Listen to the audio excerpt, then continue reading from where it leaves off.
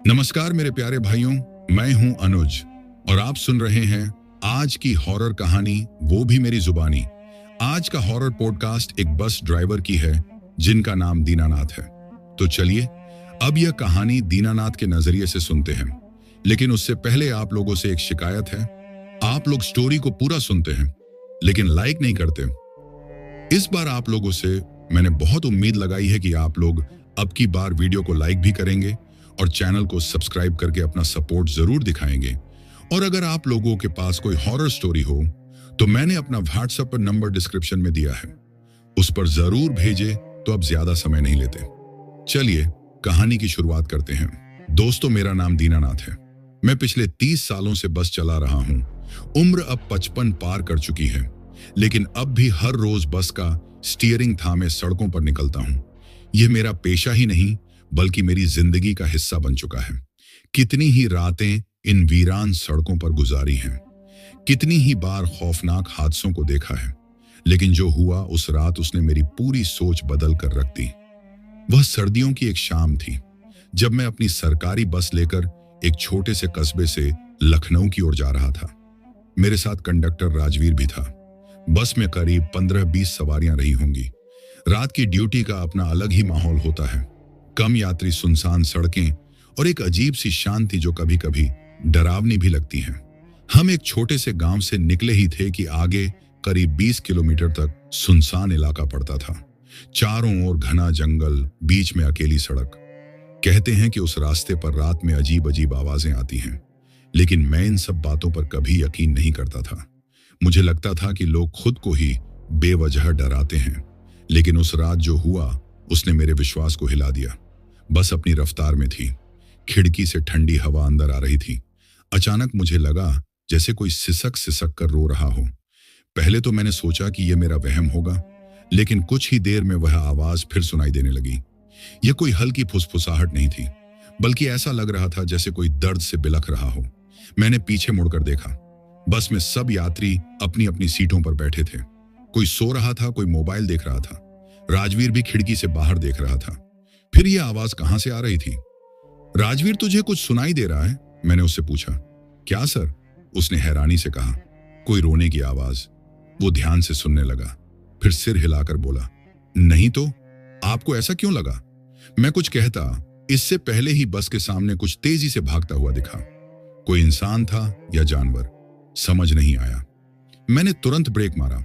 बस झटके से रुकी और तभी एक औरत ऊपर से गिरकर सीधे बस के शीशे से टकराई। मैंने अपनी आंखों से देखा था। उसने लाल साड़ी पहन रखी थी, लंबे खुले बाल और नंगे पैर। राजवीर की भी चीख निकल गई, लेकिन बस के रुकते ही जैसे ही मैंने शीशे से नीचे झांका, वहां कोई नहीं था। राजवीर कांपती आवाज में बोला, सर वो औरत कहां गई? बस में पीछे से यात्री चिल्लाने लगे, अरे भाई सही से बस चलाओ, ऐसे झटका क्यों मारा? लेकिन मैं और राजवीर एक दूसरे को हैरानी से देख रहे थे, क्योंकि हम दोनों ने ही अपनी आंखों से उस औरत को गिरते हुए देखा था, लेकिन अब वह वहां थी ही नहीं। मैं और राजवीर अभी भी हैरानी में थे। मेरी आंखें बार बार बस के सामने की सड़क पर घूम रही थीं, लेकिन वहां कुछ भी नहीं था। जहां कुछ सेकंड पहले मैंने एक औरत को गिरते हुए देखा था, वहां अब सड़क बिल्कुल खाली पड़ी थी। राजवीर ने धीरे से कहा, सर हमें नीचे उतर कर देखना चाहिए, शायद कोई चोटिल हो गया हो। मैंने हल्के से सिर हिलाया और बस का दरवाजा खोलकर नीचे उतर गया। राजवीर भी मेरे पीछे था। ठंडी हवा के झोंके चेहरे पर टकरा रहे थे। चारों तरफ घना अंधेरा था। बस की हेडलाइट्स की रोशनी सड़क पर पड़ रही थी, लेकिन जितनी दूर तक रोशनी पहुंच रही थी वहां कुछ भी नजर नहीं आ रहा था। सड़क के दोनों ओर जंगल था और उसके अंदर अंधेरा और भी गहरा था। मुझे महसूस हुआ कि पेड़ों के बीच से कोई हमें देख रहा है, लेकिन जब मैंने ध्यान से देखा तो वहां कुछ भी नहीं था। राजवीर बस के सामने झुककर देखने लगा, लेकिन वहां भी कुछ नहीं था। वह सीधा खड़ा हुआ और बोला, सर हमने जो देखा वो सच था ना? मैंने उसकी तरफ देखा। उसकी आवाज में घबराहट साफ झलक रही थी। मैं खुद भी हिला हुआ था, लेकिन उसे डराने का कोई मतलब नहीं था। मैंने गहरी सांस लेते हुए कहा, हाँ राजवीर, हमने देखा था, लेकिन अब यहां कुछ नहीं है। हो सकता है हमारा भ्रम हो। लेकिन मेरी बात सुनकर भी राजवीर की घबराहट कम नहीं हुई। वह बोला, सर भ्रम तो दोनों का एक साथ नहीं हो सकता। हमने साफ देखा था कि एक औरत ऊपर से गिरी थी। मैंने बस की छत की तरफ देखा, वहां भी कुछ नहीं था। अगर कोई वहां होता तो जरूर दिखता, लेकिन वहां सिर्फ खाली जगह थी। एक ठंडी लहर मेरी रीढ़ में दौड़ गई। ये कोई सामान्य घटना नहीं थी, कुछ तो ऐसा था जो हमारी समझ से परे था। पीछे से बस में बैठे यात्री आवाजें लगाने लगे, ड्राइवर साहब क्या हुआ, क्यों बस रोक दी, हमें देर हो रही है। मैंने उनकी तरफ देखा, वे सब बेचैनी से हमें देख रहे थे। उन्हें क्या पता कि हम खुद किस परेशानी में फंसे हैं। मैंने राजवीर की तरफ देखा और कहा, चलो बस में चलते हैं, यहां कुछ नहीं है। लेकिन जैसे ही मैंने बस में चढ़ने के लिए कदम बढ़ाया, मुझे लगा जैसे किसी ने मेरे कंधे पर हाथ रखा हो। वह स्पर्श हल्का था, लेकिन मैंने उसे महसूस किया। मैंने झटके से पीछे मुड़कर देखा, वहां कोई नहीं था। अब मेरा शरीर ठंडा पड़ने लगा था। मैंने बिना कुछ कहे तेजी से बस में चढ़ने का इशारा किया और खुद भी सीट पर आकर बैठ गया। राजवीर भी बिना कुछ बोले अपनी सीट पर आकर बैठ गया। मैंने जल्दी से बस स्टार्ट की और वहां से निकलने लगा। लेकिन जैसे ही बस आगे बढ़ी, राजवीर की आंखें पीछे की सीटों पर टिक गईं। उसका चेहरा सफेद पड़ गया। मैंने धीमे स्वर में पूछा, क्या हुआ? उसने कांपती आवाज में कहा, सर पीछे देखो। मैंने धीरे से रियर व्यू मिरर में झांका और जो देखा उससे मेरी सांसें थम गईं। बस की सबसे पीछे वाली सीट पर वही औरत बैठी थी, वही लाल साड़ी, वही खुले बाल। वह सिर झुकाए बैठी थी। मैं सुन्न पड़ गया। मेरी उंगलियां स्टीयरिंग पर जम गईं। मैंने गला साफ करते हुए कहा, यह औरत बस में कब आई? राजवीर ने कांपती आवाज में कहा, सर ये बस में थी ही नहीं। जब हम बाहर गए थे तब बस में कोई नहीं आया, फिर ये यहां कैसे बैठी? मेरी धड़कनें तेज हो गईं। ये वही औरत थी जिसे हमने गिरते हुए देखा था, लेकिन अगर वह गिरकर गायब हो गई थी तो अब यहां कैसे थी? मैंने खुद को संभाला और धीमी आवाज में कहा, कोई बात नहीं राजवीर, हमें अपना काम करना है। मैंने बस पर ध्यान दिया और सड़क पर नजरें टिका ली, लेकिन मेरे दिमाग में सवाल घूम रहे थे। ये औरत कौन थी और यह अचानक कहां से आई? राजवीर लगातार पीछे देख रहा था। मैं स्टीयरिंग पर नजरें जमाए हुए था, लेकिन मेरे हाथों में पसीना आ चुका था। बस के अंदर घबराहट का माहौल बनने लगा था। कुछ यात्री उठकर आगे की तरफ देखने लगे थे। किसी ने पूछा, क्या हुआ ड्राइवर साहब, क्यों बस रोक दी थी? मैंने बिना पीछे देखे कहा, कुछ नहीं, बस थोड़ा सा रास्ता देख रहा था। लेकिन मेरी आवाज में कंपन था और यह राजवीर से छिपा नहीं था। उसने धीमे स्वर में कहा, सर वह औरत बस में कैसे आई? मैंने कोई जवाब नहीं दिया। मेरे पास कोई जवाब था ही नहीं। मैंने बस की रफ्तार बढ़ा दी। सड़क अब भी सुनसान थी। हेडलाइट्स की रोशनी आगे तक जा रही थी, लेकिन चारों तरफ घना अंधेरा फैला था। मैंने धीरे से मिरर में देखा। वह औरत अब भी वैसे ही बैठी थी। उसका सिर थोड़ा झुका हुआ था और बाल पूरे चेहरे को ढके हुए थे। ऐसा लग रहा था जैसे वह कुछ बड़बड़ा रही हो। मैंने गला साफ किया और राजवीर से कहा, टिकट काटो और देखो कि यह औरत कहां तक जाएगी। राजवीर मेरी बात सुनकर घबरा गया। उसने कांपते हुए कहा, सर मैं इसके पास नहीं जाऊंगा। लेकिन मैंने उसे आंखों से इशारा किया। हमें यह पता लगाना ही होगा कि यह कौन है। राजवीर धीरे धीरे उठकर पीछे की तरफ बढ़ा। बाकी यात्री भी अब सतर्क हो गए थे। सबकी नजरें राजवीर पर टिक गई थीं। वह कांपते हाथों से टिकट बुक निकालकर उस औरत के पास पहुंचा। उसने हिम्मत करके कहा, बहन जी कहां जाना है? लेकिन उस औरत ने कोई जवाब नहीं दिया। उसने अपना सिर थोड़ा और नीचे झुका लिया। राजवीर ने फिर पूछा, बहन जी टिकट बनवानी है ना, कहां तक जाएंगी? अब भी कोई जवाब नहीं। राजवीर ने मेरी तरफ देखा। उसकी आंखों में डर साफ झलक रहा था। मैंने गहरी सांस लेते हुए कहा, जरा हाथ लगाकर पूछो, शायद नींद में हो। राजवीर ने कांपते हाथों से उस औरत के कंधे पर हल्के से हाथ रखा और तभी एक ठंडी लहर पूरे बस में दौड़ गई। उस औरत का सिर धीरे धीरे ऊपर उठने लगा। उसका चेहरा अब भी बालों से ढका हुआ था। राजवीर अब पूरी तरह कांप रहा था। उसने लड़खड़ाती आवाज में कहा, बहन जी ठीक है ना? लेकिन जैसे ही उस औरत ने पूरी तरह सिर उठाया और बालों के पीछे से उसका चेहरा नजर आया, बस में एक सिहरन दौड़ गई। उसका चेहरा भयानक था, बिल्कुल सफेद, आंखें गड्ढों में ढंसी हुई, होंठ सूखे और फटे हुए। उसकी आंखें बिना पलक झपकाए राजवीर को घूर रही थीं। तभी उसने एक गहरी सांस ली और फुसफुसाते हुए कहा, मुझे घर जाना है। उसकी आवाज इतनी धीमी और अजीब थी कि पूरे बस में सन्नाटा छा गया। राजवीर डर के मारे वहीं जम गया। मैं सीट पर बैठा ये सब देख रहा था और मेरी धड़कनें तेज हो गई थीं। मैंने तुरंत कहा, राजवीर वापस आ जाऊं। उसने सुना नहीं। वह अब भी वहीं खड़ा था, जैसे उसकी टांगें जमी हुई हों। लेकिन तभी वह औरत धीरे से मुस्कुराई और एक अजीब सी हंसी हवा में गूंज गई। बस के अंदर बैठे यात्री घबरा गए। किसी ने कहा, ड्राइवर साहब ये कौन है? लेकिन मैं खुद इस सवाल का जवाब नहीं जानता था। बस के अंदर घबराहट बढ़ती जा रही थी। राजवीर अब भी उस औरत के सामने खड़ा था, लेकिन उसके पैर कांप रहे थे। उसकी आंखें डर से चौड़ी हो गई थीं, जैसे कुछ बोलना चाहता हो लेकिन आवाज हलक में अटक गई हो। वह औरत अब भी अजीब तरीके से मुस्कुरा रही थी। उसकी आंखें बिना पलक झपकाए राजवीर को घूर रही थीं। उसकी सांसें तेज चल रही थीं और उसकी आवाज अब भी कानों में गूंज रही थी। मुझे घर जाना है, यह कहते हुए उसने अपना सिर थोड़ा झुका लिया, लेकिन उसकी आंखें अब भी राजवीर पर टिकी थीं। पूरे बस में सन्नाटा छा गया था। कोई भी कुछ बोलने की हिम्मत नहीं कर रहा था। कुछ यात्री सहम कर अपनी सीट से हटने लगे थे। मैंने तुरंत कहा, राजवीर वापस आ जाऊं। लेकिन वह वहीं खड़ा रहा। उसकी आंखें अब भी उस औरत के चेहरे पर जमी थीं। जैसे ही मैंने फिर से आवाज लगाई, वह अचानक पीछे हटा और लड़खड़ाकर एक सीट से टकरा गया। उसने जल्दी से अपनी जेब से टिकट बुक निकाली और कांपते हाथों से टिकट काटने लगा। उसकी उंगलियां थरथरा रही थीं। उसने कांपती आवाज में कहा, बहन जी टिकट। लेकिन वह औरत अब भी वैसे ही बैठी रही। उसने टिकट लेने के लिए हाथ नहीं बढ़ाया। उसने सिर्फ धीरे से कहा, पैसे नहीं हैं। राजवीर ने मेरी तरफ देखा। उसकी आंखों में डर साफ झलक रहा था। मैंने गहरी सांस लेते हुए कहा, रहने दो, राजवीर आकर बैठो।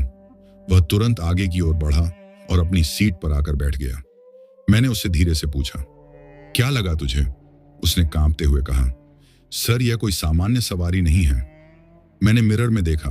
वह औरत अब भी वैसे ही बैठी थी। उसकी आंखें अब सीधी सामने की ओर देख रही थीं। उसका चेहरा बिल्कुल भावशून्य था।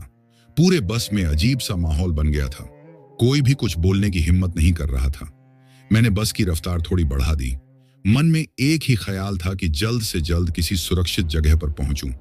लेकिन तभी अचानक से बस में बैठी एक बुजुर्ग महिला कांपती आवाज में बोली, बेटा यह औरत ठीक नहीं है।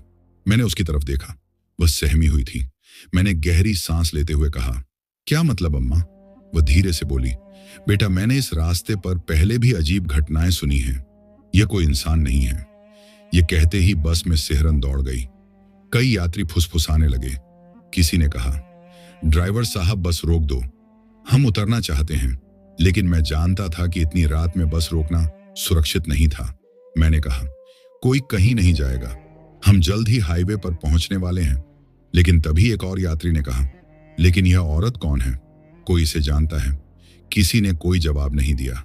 सबकी नजरें अब उस औरत पर टिक गई थीं, लेकिन वह अब भी वैसे ही बैठी थी, बिना हिले डुले।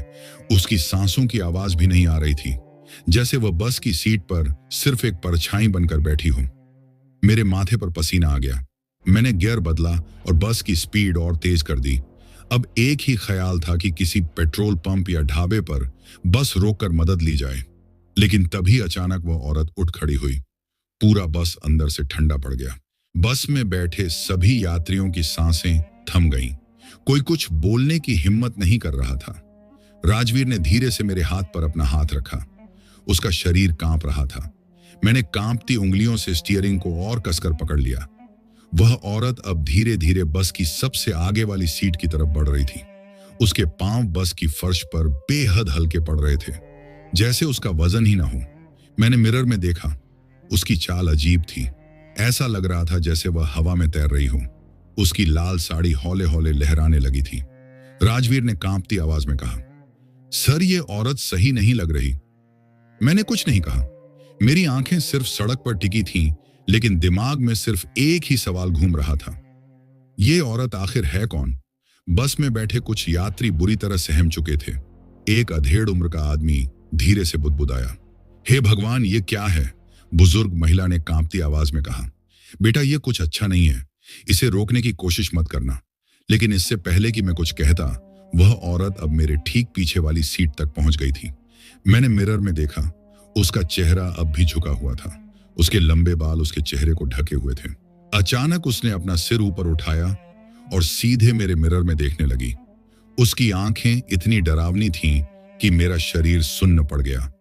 उसकी आंखों में गहरी कालिक भरी थी, पुतलियां इतनी सफेद कि लगता था जैसे उसकी आंखें इंसानी ही न हों। उसकी पतली सूखी होंठों पर एक हल्की सी मुस्कान आ गई। मैं पूरी तरह जड़ हो गया था। मेरी उंगलियां स्टीयरिंग पर जम गई थीं। राजवीर ने मेरी घबराहट को महसूस किया और धीरे से बोला, सर क्या हुआ? मैंने कांपती आवाज में कहा। राजवीर, यह औरत अब मेरी तरफ देख रही है। वह कांप उठा। उसकी हिम्मत नहीं हुई कि वह पीछे मुड़कर देखे, लेकिन बस में बैठी बाकी सवारियों ने जब देखा कि वह औरत ड्राइवर के ठीक पीछे खड़ी है तो किसी की चीख निकल गई। एक महिला ने जोर से रोना शुरू कर दिया।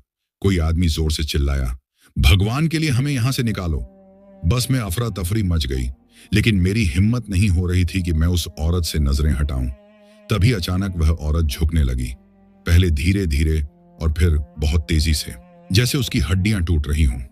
उसकी गर्दन एक तरफ लटक गई और उसके होंठों से एक अजीब सी गुर्राने की आवाज निकलने लगी। अब पूरा बस अंदर से ठंडा पड़ गया। राजवीर ने मेरी बाजू पकड़ ली और लगभग चीखते हुए कहा, सर बस रोक दो, यह सही नहीं है। मैंने अपने शरीर की सारी ताकत लगाकर गियर बदला और पूरी स्पीड से बस को भगाने लगा, लेकिन तभी उस औरत ने धीरे से अपना हाथ बढ़ाया और मेरी कंधे पर रख दिया। मेरे पूरे शरीर में एक ठंडी लहर दौड़ गई। उसका हाथ बर्फ की तरह ठंडा था। बस में सन्नाटा पसरा हुआ था। यात्रियों की सांसें थम गई थीं। किसी को यकीन नहीं हो रहा था कि जो कुछ अभी हुआ वह सच में हुआ था या यह किसी का भ्रम था। मेरी आंखें अब भी मिरर पर टिकी थीं, जहां कुछ सेकंड पहले वह औरत खड़ी थी, लेकिन अब वहां कुछ नहीं था। राजवीर का चेहरा सफेद पड़ चुका था। उसके होंठ कांप रहे थे। उसने धीमी आवाज में कहा, सर वह कहां गई? मैंने अपना गला साफ किया, लेकिन मेरी आवाज भी कांप रही थी। मुझे नहीं पता राजवीर, लेकिन वह यहां थी। सबने देखा। यह कोई वहम नहीं था। पीछे से किसी यात्री की आवाज आई, भगवान के लिए हमें कहीं रोक दो, हम इस बस में अब और नहीं बैठ सकते। मैंने धीरे से सिर हिलाया और कहा, थोड़ा इंतजार करो, आगे कोई ढाबा या पेट्रोल पंप मिलेगा, वहीं रुकेंगे। लेकिन सच्चाई यह थी कि मुझे खुद नहीं पता था कि हमें कितनी दूर तक ऐसे ही जाना होगा। मैंने बस की स्पीड और बढ़ा दी। सड़क के दोनों ओर अंधेरा घना हो चुका था। ठंडी हवा खिड़कियों से अंदर आ रही थी, लेकिन अब किसी यात्री में इतनी हिम्मत नहीं थी कि वह बाहर झांक सके। सबके चेहरे डर से जमे हुए थे। राजवीर अब भी कांप रहा था। उसने धीरे से कहा, सर क्या वह वापस आएगी? मैं खुद नहीं जानता था, लेकिन मेरे मन में भी वही सवाल था। क्या यह खत्म हो गया था या यह तो सिर्फ शुरुआत थी? मेरी हथेलियों से पसीना निकल रहा था। मैं बस चलाने पर ध्यान देने की कोशिश कर रहा था, लेकिन दिमाग बार बार उन्हीं घटनाओं को दोहरा रहा था। तभी अचानक बस के अंदर एक ठंडी लहर दौड़ गई। ऐसा लगा जैसे तापमान अचानक गिर गया हो। बस में बैठे यात्री एक दूसरे की ओर देखने लगे। किसी को कुछ समझ नहीं आ रहा था। फिर वही आवाज गूंजने लगी, हल्की सिसकियों की आवाज, जैसे कोई धीरे धीरे रो रहा हो। राजवीर ने तुरंत मेरी ओर देखा। सर, यह फिर से वही आवाज है। मैं सुन्न हो चुका था। वह आवाज अब और तेज होने लगी थी, जैसे कोई दर्द में कराह रहा हो। यह आवाज बस के सबसे पीछे से आ रही थी। धीरे धीरे यह और पास आने लगी। यात्रियों की धड़कनें तेज हो गईं। किसी ने हिम्मत करके पीछे मुड़कर देखा और फिर उसकी चीख बस के अंदर गूंज गई, सर पीछे देखो। वह फिर आ गई।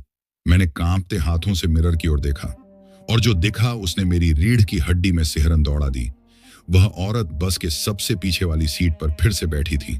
वैसी ही लाल साड़ी, वैसी ही झुकी हुई गर्दन, लेकिन इस बार वह हिल रही थी। उसके शरीर में झटके आ रहे थे, जैसे कोई मरे हुए इंसान को जबरदस्ती जिंदा करने की कोशिश कर रहा हो। राजवीर की हालत खराब हो गई थी। उसकी आवाज थरथरा रही थी, सर ये क्या हो रहा है? मैंने जवाब नहीं दिया। मेरी खुद की जुबान बंद हो चुकी थी। बस में बैठे यात्री अब रोने लगे थे। किसी ने हनुमान चालीसा पढ़ना शुरू कर दिया था, किसी ने भगवान का नाम लेना शुरू कर दिया था, लेकिन वह औरत अब भी वैसे ही बैठी थी। उसकी सांसें तेज हो रही थीं। तभी अचानक वह अपनी सीट से उठी और बस के बीच में आकर खड़ी हो गई। उसकी गर्दन अब भी झुकी हुई थी। उसके बाल चेहरे को ढके हुए थे। फिर उसने धीरे से सिर ऊपर उठाया और इस बार उसका चेहरा पहले से भी ज्यादा डरावना था। उसकी आंखों से काला पानी बह रहा था। उसका मुंह थोड़ा खुला हुआ था, लेकिन उसमें जीभ नहीं थी। ऐसा लग रहा था जैसे किसी ने उसका मुंह सी दिया हो। और फिर उसने बोलना शुरू किया, लेकिन उसका मुंह हिला ही नहीं। आवाज पूरे बस में गूंज रही थी, मुझे घर जाना है, मुझे घर जाना है, मुझे घर जाना है। बस में कोहराम मच गया। लोग रोने लगे। कुछ लोग सीट छोड़कर आगे की ओर भागे, लेकिन मेरे लिए अब बस रोकना भी मुश्किल हो रहा था। मेरे हाथ जम चुके थे, मेरी आंखें डर से बाहर निकलने को थीं। फिर अचानक उसने तेज हंसी हंसनी शुरू कर दी। उसकी हंसी इतनी भयानक थी कि मेरी रीढ़ की हड्डी तक ठंडी पड़ गई।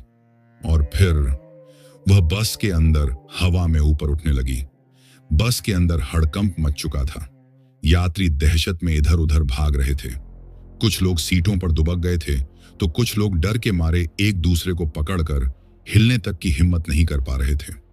राजवीर पूरी तरह सुन्न पड़ चुका था। उसकी आंखें उस औरत पर जमी थीं, जो अब हवा में धीरे धीरे ऊपर उठ रही थी। उसकी लाल साड़ी फड़फड़ा रही थी। उसके खुले बाल उसकी सफेद झुलसी हुई खाल से चिपके हुए लग रहे थे। उसकी आंखें अब भी बिना पलक झपकाए बस के अंदर मौजूद सभी यात्रियों को घूर रही थीं। उसकी उंगलियां टेढ़ी हो चुकी थीं, जैसे किसी मुर्दे के हाथ सड़ने के बाद अकड़ जाते हैं। और उसका मुंह अब भी हल्का खुला हुआ था, लेकिन उसके अंदर कोई जीभ नहीं थी। राजवीर ने कांपते हुए धीरे से कहा, सर, बस रोक दो। लेकिन मैं कुछ नहीं कर सकता था। मेरे हाथ स्टीयरिंग पर जमे हुए थे। मेरी टांगें सुन्न पड़ चुकी थीं, बस अपने आप ही चल रही थी। लेकिन अब मुझे महसूस हो रहा था कि मैं इसे चला नहीं रहा, बल्कि यह खुद चल रही थी। मेरी आंखें बार बार मिरर में जा रही थीं, जहां वह औरत अब धीरे धीरे ऊपर उठ चुकी थी और उसकी आंखें अब सीधे मेरी तरफ थीं। फिर अचानक वह औरत झटके से आगे बढ़ी और सीधे राजवीर के पास आकर हवा में ही रुक गई। अब वह ठीक उसके सामने थी। उसकी आंखें राजवीर की आंखों में घड़ी हुई थीं। राजवीर की सांसें तेज हो गईं। उसकी उंगलियां ठंडी पड़ चुकी थीं। उसके होंठ फड़फड़ा रहे थे, लेकिन वह कुछ बोल नहीं पा रहा था। उसकी आंखों से आंसू निकलने लगे थे। फिर उस औरत ने अपना काला सड़ा हुआ हाथ धीरे से उठाया और राजवीर के गाल पर रखा। जिस पल उसका हाथ उसके चेहरे से टकराया, राजवीर की पूरी बॉडी झटके से कांप गई। उसकी आंखें पलटने लगीं। उसके होंठों से सफेद झाग निकलने लगे। उसके शरीर में तेज कंपन होने लगा। वह अपने हाथ पैर झटकने लगा, जैसे किसी ने उसके अंदर से जान निकालनी शुरू कर दी हो। बस में कुछ लोगों की चीखें गूंज उठी। एक महिला जोर जोर से हनुमान चालीसा पढ़ने लगी। कोई आदमी भगवान का नाम लेने लगा। लेकिन मैं कुछ नहीं कर पा रहा था।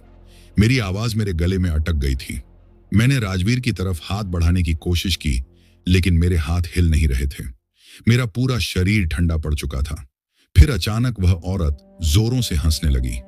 उसकी हंसी इतनी भयानक थी कि पूरी बस में कांच तक कंपन करने लगे। उसकी आंखों से काला पानी टपकने लगा था। उसका सिर धीरे धीरे झुक रहा था, जैसे वह राजवीर के बहुत पास आना चाहती हो।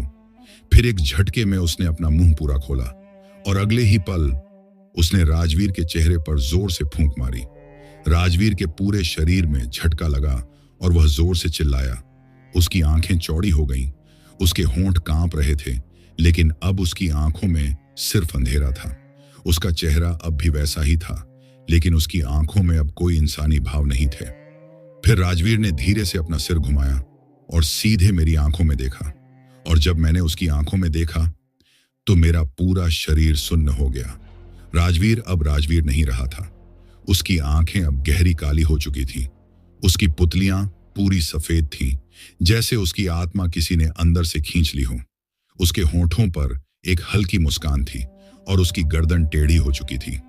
फिर उसने एक अजीब फुसफुसाती हुई आवाज में कहा, अब बस मैं चलाऊंगा। मेरे हाथ स्टीयरिंग पर जम चुके थे। पूरे शरीर में एक अजीब सा ठंडा एहसास दौड़ रहा था। राजवीर अब भी मेरी तरफ घूरे जा रहा था। उसकी आंखें अब वैसी नहीं रही थीं। वे सफेद और भावहीन हो चुकी थीं। उसकी गर्दन हल्के हल्के टेढ़ी होती जा रही थी। उसके होंठों पर अब भी वही अजीब मुस्कान बनी हुई थी। बस में बैठी सवारियों में कोहराम मच चुका था। कुछ लोग सीटों से चिपककर हनुमान चालीसा पढ़ रहे थे, तो कुछ घबराहट में जोर जोर से रोने लगे थे। फिर अचानक राजवीर ने अपनी गर्दन और टेढ़ी कर ली और ठंडी पर अजीब तेज आवाज में फिर से कहा, अब बस मैं चलाऊंगा। मेरी सांसें अटक गईं। मैं कुछ बोलना चाहता था, लेकिन जैसे मेरा गला सूख गया था। राजवीर धीरे धीरे अपनी सीट से उठा। उसका शरीर अब सामान्य इंसान जैसा नहीं लग रहा था। उसकी हरकतें अजीब हो गई थीं। उसने एक हाथ स्टीयरिंग की तरफ बढ़ाया। उसकी उंगलियां टेढ़ी हो रही थीं, जैसे वह अपने शरीर पर खुद कंट्रोल नहीं कर पा रहा था। मैंने झटके से उसका हाथ पकड़ने की कोशिश की, लेकिन जैसे ही मेरी उंगलियां उसकी त्वचा से टकराईं, मेरे हाथ सुन्न पड़ गए। उसके शरीर से अजीब सी ठंडक निकल रही थी, जैसे वह अब इंसान न होकर कोई बर्फ का टुकड़ा बन गया हो।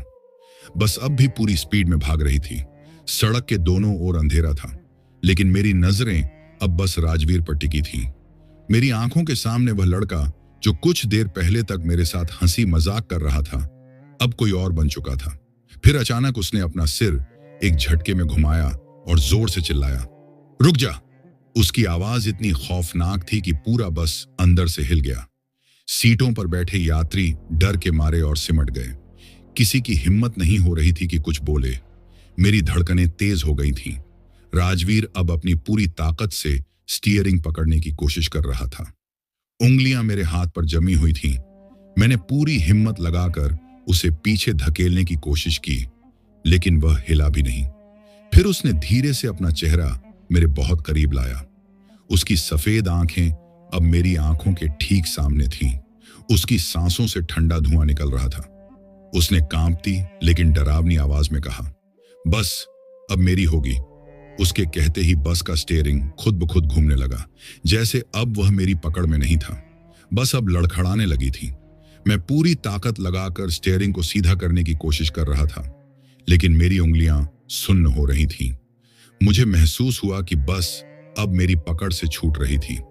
फिर अचानक पीछे से किसी ने जोर से हनुमान चालीसा पढ़ना शुरू कर दिया। जय हनुमान ज्ञान गुण सागर। उस आवाज के साथ ही राजवीर का शरीर झटके से कांपने लगा। उसकी उंगलियां मेरी कलाई से हटने लगी। उसकी सफेद आंखों में एक पल के लिए कंपन हुआ। उसके होंठों पर जमी मुस्कान थोड़ी हल्की हो गई। बस के अंदर मौजूद बाकी यात्री भी अब जोर जोर से मंत्र पढ़ने लगे थे। चारों तरफ सिर्फ एक ही आवाज गूंज रही थी, रामदूत अतुलित बलधामा। राजवीर के शरीर में झटके शुरू हो गए। वह कांपने लगा। उसकी गर्दन और टेढ़ी हो गई थी। उसकी आंखों से काला पानी बहने लगा था। फिर उसने तेज आवाज में चिल्लाया, बंद करो, बंद करो। लेकिन अब बस में सभी लोग पूरी ताकत से मंत्र पढ़ रहे थे। राजवीर के शरीर पर झटके और तेज होने लगे। उसकी उंगलियां मुड़ने लगीं। उसका चेहरा अब पहले से भी ज्यादा डरावना लग रहा था। फिर एक तेज झटके के साथ उसने अपना सिर ऊपर उठाया और जोर से चीखा। उसकी आवाज इतनी भयानक थी कि मेरे कान सुन्न पड़ गए, और फिर एक झटके में वह गायब हो गया। बस के अंदर सन्नाटा छा गया। यात्रियों की सांसें थमी हुई थीं। अभी कुछ सेकंड पहले तक राजवीर मेरे सामने खड़ा था, लेकिन अब वह गायब हो चुका था। सीटें खाली थीं। फर्श पर कोई निशान नहीं था। बस अब भी तेज गति से आगे बढ़ रही थी, लेकिन स्टीयरिंग अब मेरे काबू में था। मेरी उंगलियां अब भी स्टीयरिंग पर जमी थीं, लेकिन शरीर ठंडा पड़ चुका था। पीछे से किसी यात्री की कांपती आवाज आई, वह कहां गया?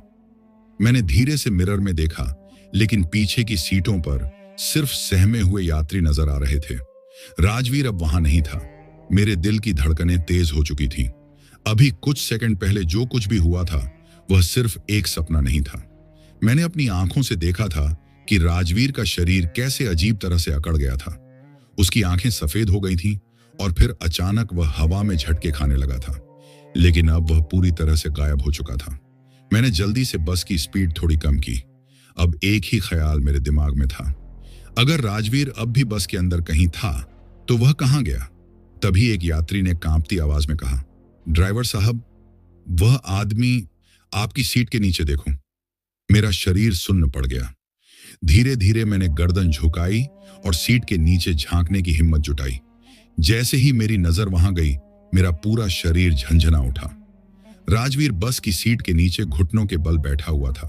उसका सिर पूरी तरह नीचे झुका हुआ था, लेकिन उसकी पीठ तेजी से ऊपर नीचे हो रही थी, जैसे वह बहुत तेज सांस ले रहा हो।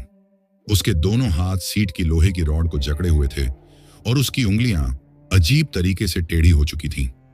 मैंने कांपती आवाज में कहा। राजवीर, लेकिन उसने कोई जवाब नहीं दिया। फिर धीरे धीरे उसने अपना सिर उठाना शुरू किया। सबसे पहले उसकी सफेद आंखें दिखीं। पुतलियां अब भी गहरी सफेदी में डूबी हुई थीं। फिर उसके सूखे होंठ नजर आए जो अब हल्की मुस्कान में बदल रहे थे। लेकिन सबसे भयानक चीज यह थी कि जब उसने अपना पूरा चेहरा ऊपर उठाया तो उसके चेहरे की बनावट पहले जैसी नहीं थी। उसका जबड़ा थोड़ा लंबा हो गया था, उसके गालों की हड्डियां उभरी हुई थीं और उसकी गर्दन टेढ़ी हो चुकी थी। उसकी सफेद आंखें अब भी मुझे घूर रही थीं, लेकिन इस बार उसमें सिर्फ खालीपन था, जैसे उसके अंदर अब कोई इंसान बचा ही नहीं था। फिर उसने अचानक अपनी गर्दन को झटके से सीधा किया और फुसफुसाती आवाज में कहा, सर, मैंने कहा था ना, अब बस मैं चलाऊंगा। मेरे पूरे शरीर में सिहरन दौड़ गई।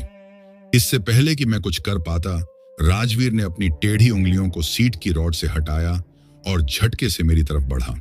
उसकी रफ्तार इतनी तेज थी कि मैं सीट से हिल भी नहीं पाया। वह मेरे ठीक सामने आ चुका था। उसकी सफेद आंखें अब मेरी आंखों के सामने थीं। उसके होंठों पर वही डरावनी मुस्कान थी। उसने अपने ठंडे हाथ धीरे धीरे मेरी कलाई की ओर बढ़ाए, लेकिन तभी पीछे से किसी ने जोर से हनुमान चालीसा का पाठ शुरू कर दिया। राजवीर का शरीर झटके से कांपने लगा। उसकी उंगलियां वहीं रुक गईं। उसके होंठ अब भी मुस्कुरा रहे थे, लेकिन उसकी आंखों में पहली बार डर झलकने लगा। बस के अंदर बैठे सभी यात्री अब तेज आवाज में हनुमान चालीसा पढ़ने लगे थे। उनके शब्दों के साथ ही राजवीर के शरीर में और झटके आने लगे। फिर उसने जोर से चिल्लाया, बंद करो, बंद करो, लेकिन कोई नहीं रुका। मंत्र की आवाज और तेज होती गई। राजवीर अब सीट पर गिरने लगा था। उसका शरीर झटकों से कांप रहा था। उसकी सफेद आंखों से अब काला पानी बह रहा था। उसने दोनों हाथों से अपना सिर पकड़ लिया और बुरी तरह चीखने लगा। उसकी चीख इतनी तेज थी कि मेरे कान सुन्न होने लगे थे। फिर अचानक उसके शरीर में एक आखिरी झटका आया और वह वहीं फर्श पर गिर पड़ा। पूरी बस अंदर से ठंडी पड़ गई। कोई हिलने की हिम्मत नहीं कर रहा था। राजवीर अब बस के फर्श पर पड़ा हुआ था। उसकी आंखें बंद थीं। उसके होंठ थोड़े खुले हुए थे, लेकिन अब उसमें कोई हरकत नहीं थी। मैंने कांपते हुए नीचे झुककर उसे हिलाया, राजवीर, लेकिन उसने कोई जवाब नहीं दिया। बस के अंदर अब भी सन्नाटा पसरा हुआ था। यात्री सहमे हुए एक दूसरे को देख रहे थे। किसी के चेहरे पर सुकून नहीं था, सिर्फ डर था, जो अब भी उनकी आंखों में साफ झलक रहा था। मैंने धीरे से अपनी सीट छोड़ी और फर्श पर पड़े राजवीर की ओर झुका। उसका शरीर ठंडा पड़ चुका था, लेकिन उसकी सांसें अब भी चल रही थीं। मैंने हल्के से उसका कंधा झकझोरते हुए कहा, राजवीर उठ, देख सब ठीक हो गया। लेकिन उसने कोई जवाब नहीं दिया। मैंने उसकी नब्ज टटोलने की कोशिश की। उसकी धड़कन बहुत धीमी थी, लेकिन थी। इसका मतलब वह जिंदा था। मेरे चेहरे पर राहत की एक हल्की लकीर उभरी। पीछे से किसी यात्री की घबराई हुई आवाज आई, ड्राइवर साहब, अब क्या करेंगे? मैंने बस की तरफ देखा। पूरी बस में अब भी एक अजीब ठंडक बनी हुई थी। मैंने जल्दी से बस का गियर बदला और स्पीड बढ़ा दी। अब एक ही ख्याल था कि किसी सुरक्षित जगह पर जल्दी से पहुंचा जाए। रास्ता अब भी अंधेरे से घिरा था, लेकिन मन में एक ही डर था कि कहीं वह चीज फिर से न लौट आए। करीब 20 मिनट बाद सड़क के किनारे एक पेट्रोल पंप नजर आया। मैंने बिना वक्त गंवाए वहीं बस रोक दी, झटके से दरवाजा खोला और सीट से उठकर राजवीर की ओर बढ़ा। उसकी पलकों में हल्की हरकत हुई थी। मैंने जल्दी से उसका कंधा हिलाया, राजवीर उठ, देख हम बच गए। उसने धीरे से आंखें खोली। उसकी नजरें कुछ पल के लिए खाली दिखीं, जैसे उसे कुछ समझ नहीं आ रहा था। फिर धीरे धीरे उसकी आंखों में पहचान लौटी। उसने कांपती आवाज में कहा, सर, हम जिंदा हैं। मैंने सिर हिलाया, हाँ, लेकिन अब हमें यहां से निकलना होगा। बस में बैठे यात्री एक एक करके नीचे उतरने लगे थे। कुछ लोगों ने जमीन पर बैठकर भगवान का धन्यवाद किया। कोई अपना माथा बस की बॉडी से लगाकर रोने लगा। किसी ने कहा, ड्राइवर साहब, अगर आप ना होते तो हम आज बच नहीं पाते। लेकिन मैं कुछ नहीं बोल पाया। राजवीर धीरे धीरे उठ चुका था। उसका चेहरा अब भी सफेद था, लेकिन आंखों में अब वह अजीब चमक नहीं थी जो कुछ देर पहले थी। मैंने गहरी सांस लेते हुए उससे कहा, अब कैसा लग रहा है? उसने हिचकी लेते हुए कहा, सर, मुझे कुछ भी याद नहीं। बस इतना याद है कि कुछ देर पहले तक मैं आपके पास बैठा था, फिर सब अंधेरा हो गया। मैंने उसकी आंखों में देखा। शायद यह अच्छा था कि उसे कुछ याद नहीं था। मैंने जेब से पानी की बोतल निकाली और उसकी ओर बढ़ाई। ले, थोड़ा पानी पी। उसने कांपते हाथों से बोतल ली और एक घूंट पानी पिया। तभी पेट्रोल पंप का मालिक हमारी ओर आया। उसने बस की हालत देखी, फिर हमारी घबराई हुई शक्लों पर नजर डाली। उसने गंभीर स्वर में पूछा, सब ठीक तो है ना? मैं कुछ बोलता, इससे पहले ही पीछे खड़ी बुजुर्ग महिला ने धीमी आवाज में कहा, बेटा, अब इस रास्ते पर मत जाना। यह जगह अशुभ है। यहां कई सालों से अजीब घटनाएं होती आई हैं। मैंने उसकी तरफ देखा। उसने गहरी सांस लेते हुए कहा, सालों पहले इस सड़क के किनारे एक परिवार रहता था, पति, पत्नी और उनका छोटा सा बेटा। लेकिन एक रात कुछ बदमाशों ने उस आदमी की हत्या कर दी और उसकी पत्नी और बेटे को जबरदस्ती घर से निकाल दिया। वह औरत पूरी रात इस सड़क पर अपने बच्चे को लेकर मदद के लिए चिल्लाती रही, लेकिन किसी ने दरवाजा नहीं खोला। ठंड और भूख से तड़पकर उसके बच्चे ने उसी सड़क के किनारे दम तोड़ दिया। अगले दिन लोगों ने उस औरत की लाश भी सड़क के किनारे पड़ी देखी। ये वही औरत थी बेटा। वह अब भी अपने बच्चे को ढूंढ रही है। यह सुनकर मेरी रीढ़ की हड्डी में ठंडक दौड़ गई। राजवीर ने मेरी ओर देखा। उसके चेहरे पर वही डर अब भी था। हम दोनों ने बिना कुछ कहे एक दूसरे को देखा। उस दिन के बाद मैंने उस रास्ते से बस लेकर कभी नहीं गया। मुझे अब भी नहीं पता कि वह औरत कौन थी, लेकिन उस रात के बाद मैंने समझ लिया था कि कुछ चीजें इंसान के समझने के लिए नहीं बनी होती। कुछ रहस्य ऐसे होते हैं जिन्हें जितना कम छेड़ा जाए उतना ही बेहतर होता है। लेकिन एक सवाल आज भी मेरे दिमाग में घूमता है, अगर वह औरत सिर्फ अपने बच्चे को ढूंढ रही थी तो राजवीर को उसने क्यों चुना था? दोस्तों, यह कहानी यही खत्म हुई। और जिन भाइयों ने अपना नाम कमेंट किया था, अब उनका नाम लेते हैं। निरुपमा नायक भाई ओडिशा से, शाहरुख खान भाई गंजबासोदा, विष्णु जालंधर भाई। और अगर आप लोग भी चाहते हैं कि आपका नाम वीडियो में लिया जाए तो अपना नाम और अपने शहर का नाम जरूर कमेंट करें। अगर आपको यह कहानी पसंद आई हो तो वीडियो को लाइक और चैनल को सब्सक्राइब करें ताकि और भी डरावनी कहानियां आप तक पहुंच सकें। अगली हॉरर कहानी किस टॉपिक पर चाहिए कमेंट में जरूर बताएं। कहानी को अंत तक सुनने के लिए दिल से धन्यवाद दोस्तों। आज के लिए बस इतना ही। मिलते हैं जल्द ही कुछ नई कहानियों के साथ। तब तक के लिए अपना ध्यान रखिए।